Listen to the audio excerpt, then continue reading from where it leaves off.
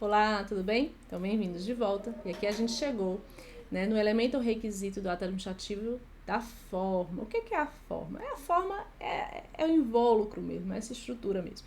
Né? Então, a forma é a exteriorização do ato e a obediência das formalidades que devem ser observadas durante o processo de formação da vontade administrativa. Ou seja, o ato administrativo ele tem uma forma. Né? A forma geral, vamos dizer assim, a forma que a gente colocou aqui, ó, o princípio, deixa eu marcar aqui o lápis para poder facilitar para vocês, o princípio da solenidade no direito público, né, que é o que a gente chama de forma escrita. Os atos administrativos, eles têm que ser escritos. Para que isso? Para que fique documentado, para que seja fácil você identificar aquele ato. Eu posso ter atos administrativos verbais? Até posso, tá? Mas eles não são comuns. O mais comum é que seja a forma escrita, a lei determina que seja assim, né? Em situações emergenciais você pode ter a forma verbal, mas logo depois essa forma verbal tem que ser transcrita para a forma escrita, para que aquilo fique documentado. E por que isso é importante que fique documentado? Porque a gente está falando de interesse público. E quando a gente fala de interesse público, a gente também tem que lembrar a responsabilização dos sujeitos, dos indivíduos que emanam esses atos, tá? Então, a forma, ela é sim a exteriorização do ato, né? A obediência das formalidades que a lei vai determinar, tá?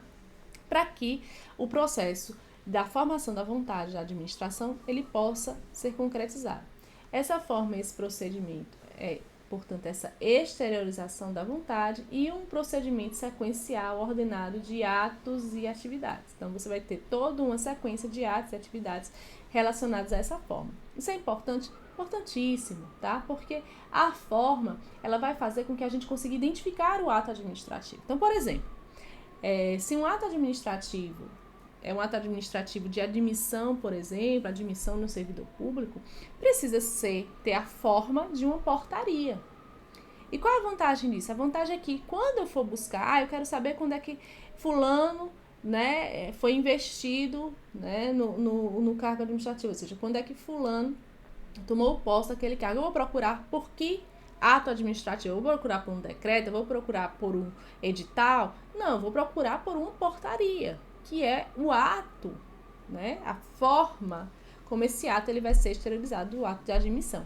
Então, essa forma ela é importante para isso, para que a gente consiga padronizar e identificar os atos administrativos com facilidade, tá certo?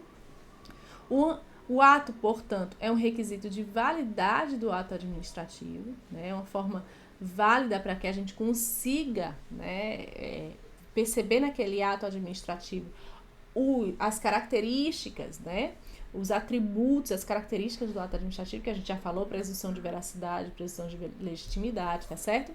E existe também a possibilidade de convalidação do ato. O que é isso? É um ato que tem um vício de forma, mas que esse vício de forma é sanável. Que vício de forma seria esse, Márcia? Por exemplo, o ato deveria ser uma portaria, mas foi, na verdade, um edital. Então, a gente teria como sanar esse vício, né? Teria como sanar esse vício convalidando esse ato. Quer dizer, entendendo que aquele ato deveria ter sido uma portaria, mas foi um edital, mas que a gente considera esse ato válido.